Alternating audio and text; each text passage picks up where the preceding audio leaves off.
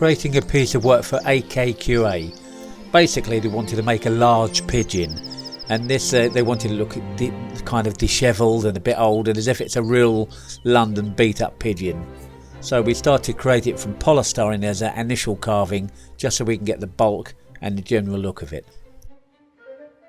This is one of several pieces we created for AKQA and also Panasonic. It was to promote their cameras, to show everything optical zoom of 8 times.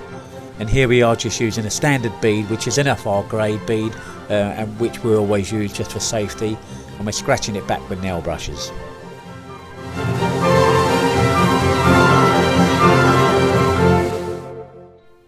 This is a really effective way to get something carved big and relatively quickly, and I think the old school method was to use clays and scrims and everything else, but it was really bulky and really heavy.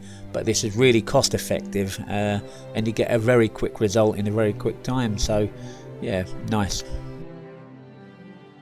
The client, although they said they wanted it looking dishevelled, there was loads and loads of reference that we had to look at, and some of them were conflicting.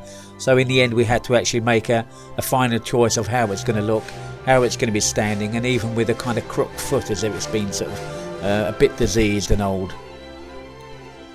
Once we had this polystyrene finished, it looked really nice. We give it several coats of like a PVA glue just to show that it had all been covered, and then we're going to take a production mould from it. And we made a production mould just in case we wanted 2 or 3, and it's often wise to make a mould which is strong enough to last 2 or 3, just in case something happens to the first one. That's a very long process. You see me coating it here and give it a sort of final denib and losing any kind of polystyrene marks.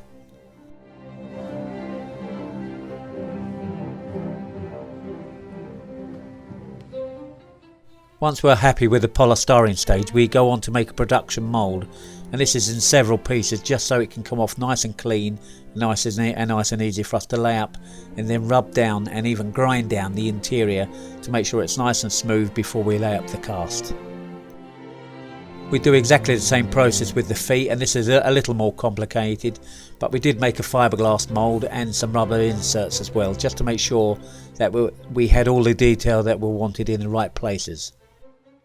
Once the inside was all finished to rub down, we give it several coats of what we call the spirit wax and the PVA blue. It's like a release agent, and then we offered up the fiberglass and the gel coat internal. And again we had to make this in several pieces and then cut out the belly of the pigeon to get on the inside to stitch it up internally.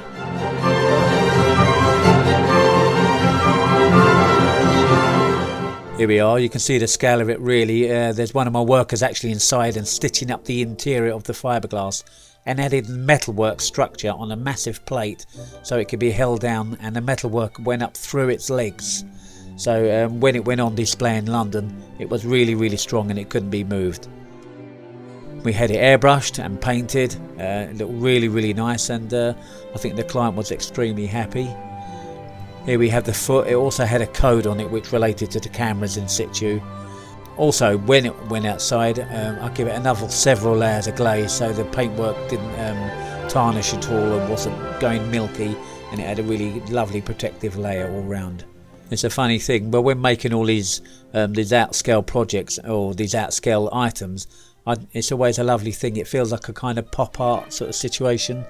And then when you see them taken out of your workshop where you built them and then put them in London or in the situation, you know, in front of famous public buildings, you can see why you've made it, and the whole brief comes together. Nice project. Enjoyed it very much. Thank you very much, AKQA and Panasonic.